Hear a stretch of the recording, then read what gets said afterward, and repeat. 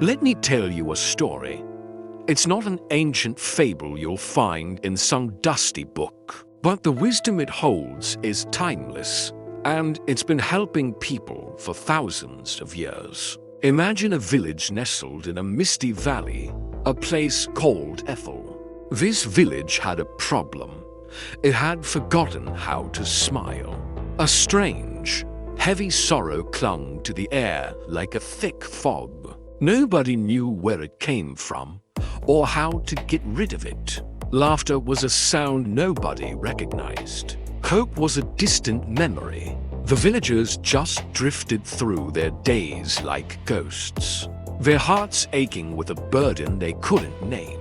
They thought they were cursed. And then, two strangers appeared on the old stone road. One was a Stoic, a man who walked with the quiet confidence of someone who had mastered his own mind. The other was a Spartan, moving with the unbreakable focus of a man who could command his own will.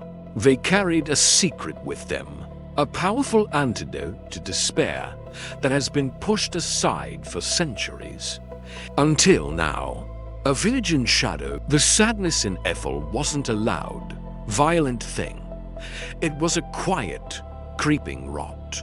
Colors looked dull, food tasted bland, and the sun felt cold.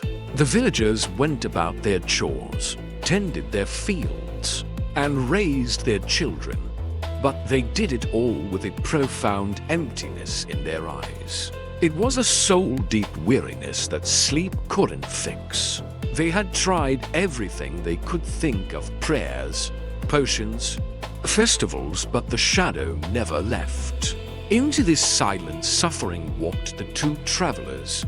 The first, named Lycomedes, was the Stoic. His eyes were calm, observant, taking in the world without judgment. He had little more than a simple cloak and a walking staff, but his presence felt as solid and grounding as an ancient oak tree.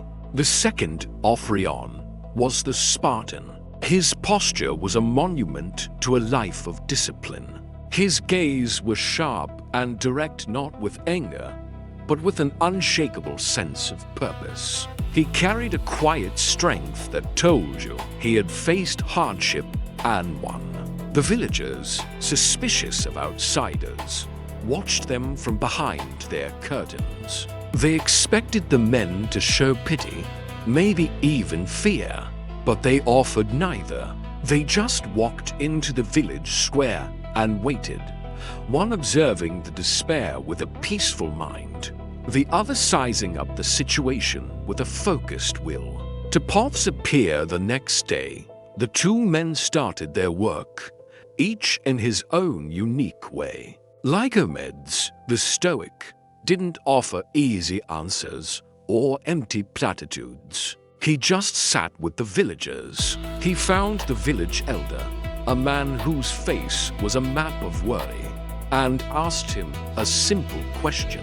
"This sadness you all feel," Lycomedes said gently, "is it the rain that falls on your fields, or is it your belief that the rain is a terrible thing?" The elder was stunned. He'd only ever seen the rain as another misfortune.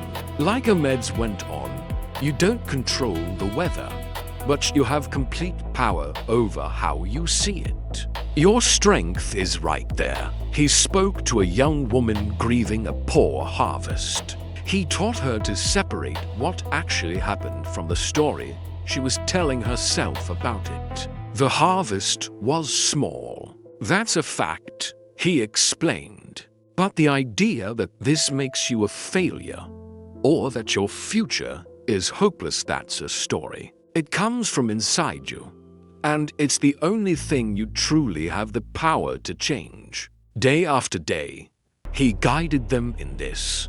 Notice your sad thoughts, but don't let them become you. Realize that suffering doesn't come from your circumstances, but from how your mind responds to them. Meanwhile, Ophryon, the Spartan, had a totally different method. He didn't talk about philosophy, he acted. He got up before dawn and started clearing the overgrown path to the well, working with a relentless, steady rhythm. He saw a stone wall that had crumbled and, stone by stone, began to rebuild it. His actions were a silent lesson in the power of will. A young man who had been slumped against a post watched him for hours. Aethel paused, looked at him, and said simply, "This stone is heavy. Help me lift it." It wasn't a request, just a direct command. The young man, jolted out of his apathy, found himself helping. The stone was heavy. Their muscles strained, but they got it into place. Aethel nodded and pointed to the next stone. He was showing them that your will is a muscle. It isn't forged in comfort, it's forged in hardship. He showed them that doing something, anything, with purpose is the enemy of despair. He got the men training together, pushing them to embrace discomfort and use it to build resilience where there was once only fragility. The antidote is forged slowly. The village started to change. Some people were drawn to Lycomed's calm introspection, learning to master their minds. Others were inspired by Aethel's powerful discipline, learning to command their will. But the two paths remained separate, and while the sorrow had faded, it was still there. And then the storm hit. Dark clouds boiled over the mountains. A fierce wind ripped through the valley. Rain fell in blinding sheets, and the river began to rise, threatening to flood the entire village. Panic, that old, familiar feeling, started to creep back in. But this time, something was different. As people started to cry out in fear, the elder, remembering Lycomed's words, stood tall. "The storm is here," he shouted over the wind. "That is a fact we cannot change. But how we respond, that is entirely our choice." His voice, calm and certain, cut through the panic. He had accepted reality without letting it break him. In that same moment, Aethel stepped forward. He didn't talk about acceptance. He talked about action. The wall we rebuilt will hold back the first wave. The path we cleared is our escape if we need it. We have trained for this. Now, act. And just like that, the two streams of wisdom merged into one powerful river. Armed with the stoic acceptance of what they couldn't control, the storm itself, the villagers were freed from the paralysis of fear and filled with the Spartan discipline to act on what they could control. They moved as one. They reinforced the wall, dug trenches, and secured their homes. They worked together, not with quiet despair, but with a focused, powerful energy. When the storm finally passed and the sun came out, the village was battered, but it was not broken. And for the first time in generations, a new sound echoed through the valley: laughter. They hadn't just survived, they had proven their own strength to themselves.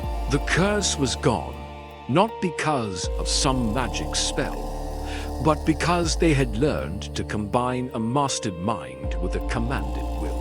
The secret to killing sadness, the story of Aethel, is a blueprint for overcoming sadness. The antidote is a two-part formula, as powerful today as the ideas were 2,000 years ago. The first part is the Stoic's gift: master your mind. This is the life-changing idea that external events can't actually hurt you. Only your perception of them can.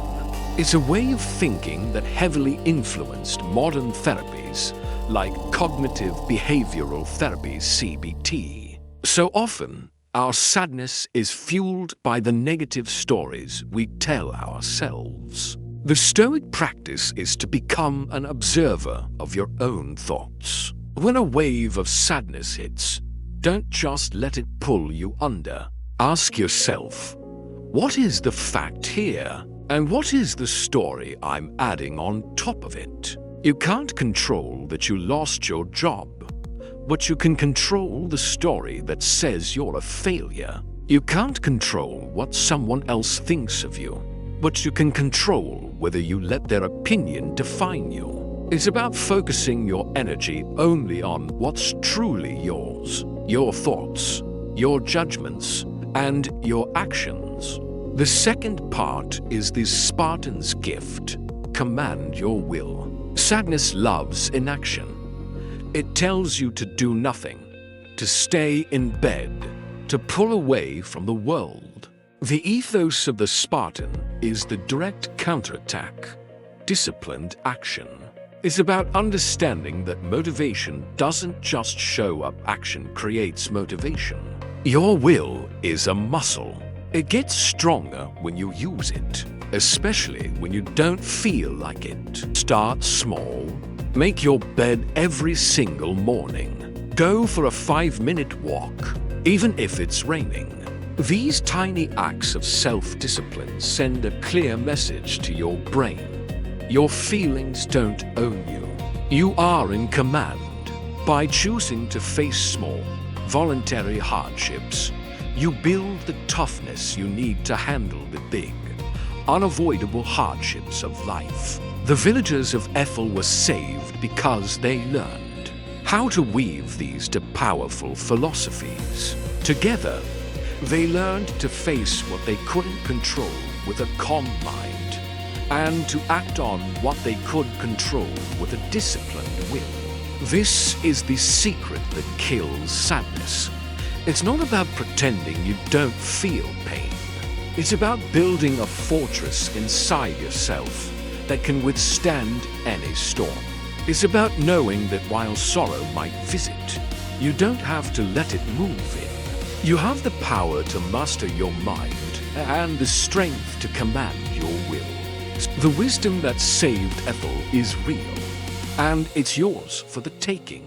Don't let this secret be lost again. What's one small, disciplined action you can commit to doing tomorrow? The journey starts with a single step.